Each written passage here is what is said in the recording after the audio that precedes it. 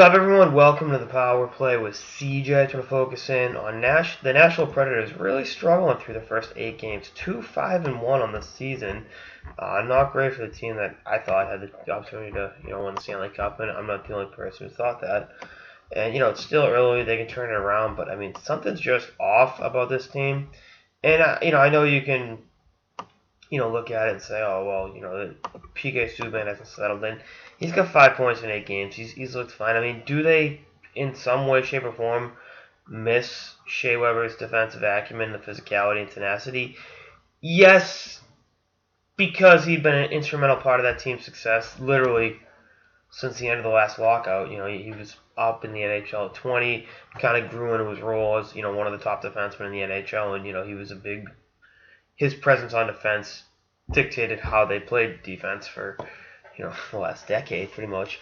So, Subban's obviously a different player. He doesn't give you, those facets. He helps you in other areas that Weber, doesn't. And, I just think it's a matter of figuring that out. Because it is weird when you swap out a number one defenseman.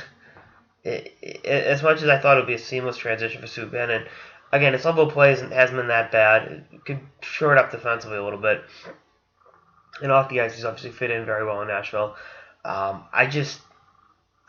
Not having Shea Weber in the lineup is a new experience for this team, and we'll see how they're able to recover and overcome it. But I'm not writing this team off for dead. I think that they've got the tools to turn it around. I think they will turn it around. They've got a hell of a coach in Mr. Laviolette, my fellow Massachusetts native.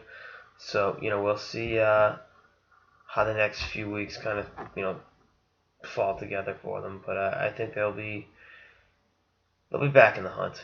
They've got a big one coming up tomorrow night against Colorado in Denver. That's a winnable game. Get back on the winning ways, and climb yourself out of the Central Division basement. But again, the West has been just so bizarre early on. I mean, Dallas is outside the playoff picture. Nashville's outside the playoff picture.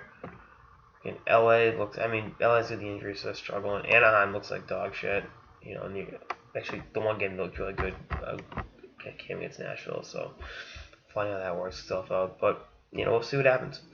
Anyway, that's all I got in this episode of the Power Play with CJ. Stay tuned for more episodes for the season and beyond. Later, guys.